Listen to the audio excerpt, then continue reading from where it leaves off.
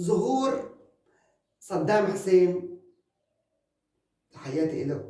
سلام، مرحبا جماعة الخير، كيفكم؟ ان شاء الله تكونوا بخير. انا ابو سيف ورجعت لكم بفيديو جديد.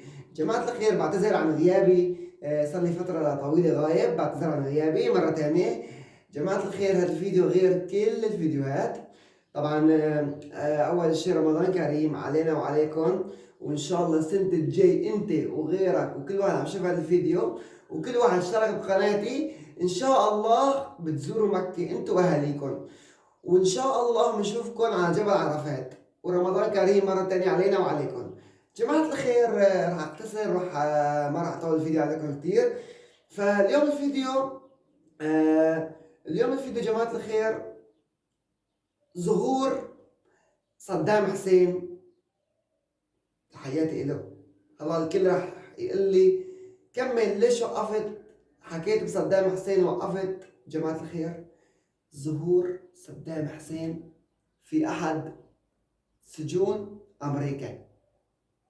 هلا أكيد الكل يعني رح يكتب بالتعليقات هذا حكي تافه وهذا حكي مزبوط. حكيكم على عيني وراسي، مزبوط حكيكم، وأنا الحكي اللي بتحكوه ببسط لكم بالعشرة. جماعة الخير، أنا حتى مستغرب من هذا الموضوع. إنه صدام حسين بعده عايش وين؟ في أمريكا، في أحد سجون أمريكا. فأنا استغربت، وأنا يعني تخيلوا صار لي أكثر من سنة ماني مصدق إنه صدام حسين ميت. أنا بنفسي يعني ليش؟ رح تسألوني هلا ليش يا أبو سيف؟ ليش برأيكم؟ لأنه شفت كذا فيديو مثل هذا الفيديو هلا رح تشوفوه على الشاشة.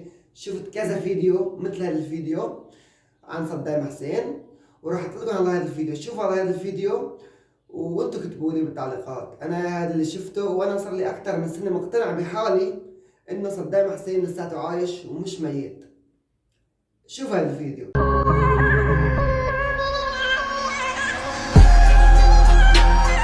اوكي جماعه الخير، مثل ما شفتوا الفيديو، انا يعني كمان مثلكم مستغرب انه صدام حسين، وصار لي سنه كامله مستغرب انه صدام حسين يمكن يكون عايش. وتخيلوا انتم، بس تخيلوا مستني سنة 2024 لحتى كل العالم وأنا أشوف هل صدام حسين بده يظهر ولا ما بده يظهر. لأنه شفت لكم فيديو عن صدام حسين إنه بعده عايش في أمريكا ومسجون. أكيد الكل سمع صوته، أكيد. هلا رح أحط لكم صوته، إذا لقيت الفيديو رح أحط لكم صوته. جماعة الخير، عم بيقولوا إنه صدام حسين، سمعت صوت، يعني صوته، حطوا صوته بالفيديو بالسوشيال ميديا، انه عم يحكي هو بنفسه. صدام حسين عم بيقول انه انا مسجون في سجن امريكا وبده ينتهي حكمه سنة 2024. فانا هذا الفيديو لما شفته، شفته من سنة، وانا من سنة لهلا عم بتخيل انه صدام حسين، اذا يعني تخيلوا معي اذا طلع عايش شو ممكن يصير؟ كتبوا لي بالتعليقات شو ممكن يصير، وانا رح اقول لكم شو ممكن يصير. يعني انا هيك بتخيل، هذا اللي انا بتخيله انه يصير. اول شيء رح يرجعوا السوريين كلهم على بلدهم. هاي اول شغله، بقى غيره ما بعرف. اول شغله، ما رح يضل لاجئ سوري في برا تركيا. انا مقيم بتركيا وغير تركيا. ورا رح يضل فلسطيني او اردني او حي الله شخص من دول عربيه برات بلده، الكل على بلده. انا هيك بتخيل. ورجعوا شوفوا الفيديو وركزوا مرة تانية فيه واكتبوا لي بالتعليقات. تفضلوا.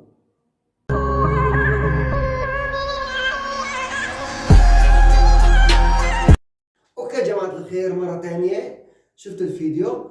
جماعة الخير، اكيد الله راح تقولوا لي، يعني بعض الاشخاص راح يقولوا لي انه يعني هذا الشيء كذب، وهذا الشيء، وانت ليش عم تحكي، عن هذا الشيء، وانت عم تحكي كذب.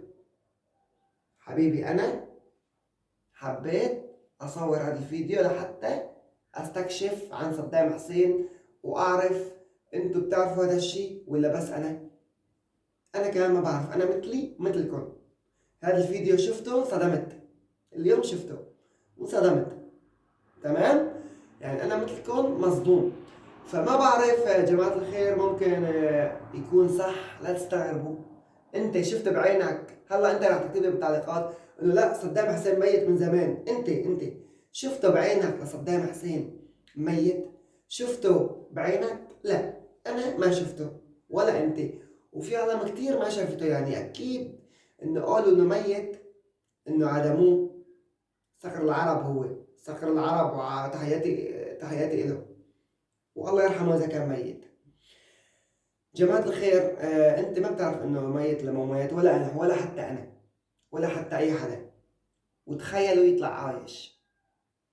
جماعة الخير، يعني اذا طلع عايش راح نطير لفوق نحن السوريين على سوريا، ما راح يضل ولا لاجئ. فبتمنى منكم تكونوا حبيتوا هذا الفيديو، وكتبوا لي بالتعليقات. انا ما بعرف اي شيء، انا كمان مثلكم مصدوم بهذا الشيء، وصار لي سنة مصدوم من هذا الشيء، مو هلا ولا بكره ولا بعده، صار لي سنة مصدوم من هذا الشيء يلي صار، انه صدام حسين بعده عايش وراح يظهر عام 2024.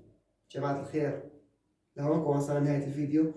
بتمنى منك اذا انت جديد بالقناة، بتمنى منك تشترك بالقناة، تفعل الجرس ليصلك كل شيء جديد، واستنوني بالجيمات والتحديات الجديدة.